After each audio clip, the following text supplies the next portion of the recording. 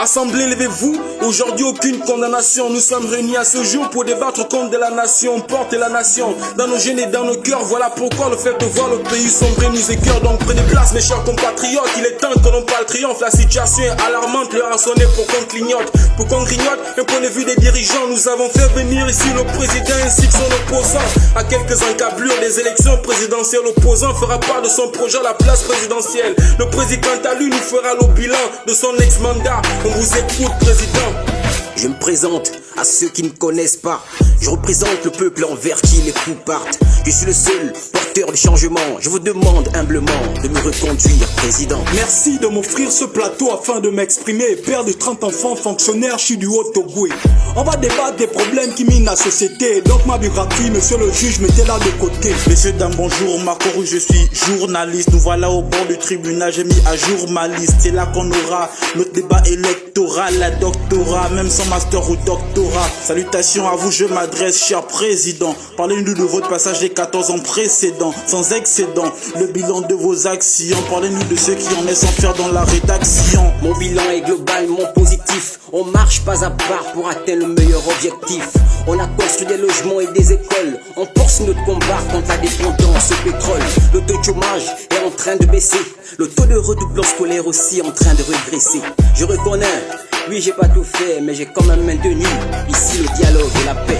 Je me présente, journaliste de la presse nationale. Monsieur le président, ma question est la suivante. En vous suivant, vous avez fait un carton plein, mais comment explique-t-on le fait que la population se plaigne?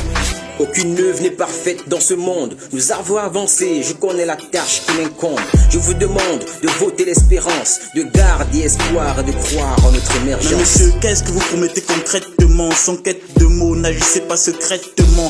Donnez-nous les raisons pour lesquelles on devrait vous voter. Vous êtes là pour vous réaffirmer, pas pour vous vanter. Plus d'expérience, meilleur programme. Je suis l'homme de la situation. L'objectif, améliorer les conditions de la population. École, hôpital, cadeau, tout ça je vous ai promis.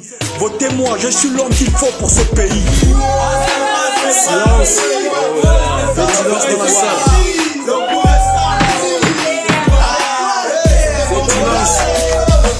Messieurs, quels sont les actes pour lesquels vous vous glorifiez? Déjà la vie est chère et vous embêtez encore les retraités. Le pays souffre d'une carence de gestion au sommet de l'État. Vous dormez bien chez vous pendant qu'il y a les coupures dans les PK. En parlant de l'eau, je suis venu au procès sans même me laver. Puiser de l'eau à 3 heures à Kingele, c'est notre corvée.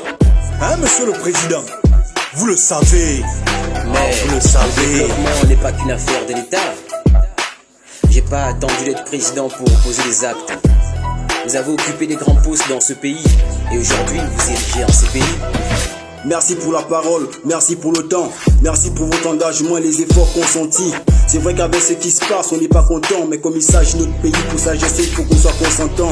Monsieur, vous prétendez appartenir à l'opposition, et à vous entendre parler, on sent que vous avez pris position.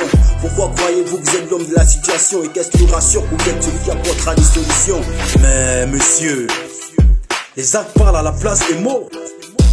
Votez-moi, et je ferai ce qu'il faut. Monsieur l'opposant, il fut un temps vous étiez parti au pouvoir. Sans vouloir comprendre les causes de votre départ, pouvons-nous pas en déterminer que ceci n'est qu'un amusement? J'ai quitté le parti à cause d'une divergence d'opinion. Mais vous les journalistes me parlez d'une affaire d'amusement. Comme d'habitude, vous nous cherchez les pots avec la torche, pendant qu'il vous amadou avec 2000 et un t-shirt. Monsieur le président, comme tous les précédents, vous êtes très éloquent. Pour ce que vous aimeriez faire, on vous a donné du temps. Vous affirmez avoir réglé le problème de la santé, alors pourquoi c'est à l'extérieur que vous vous faites soigner?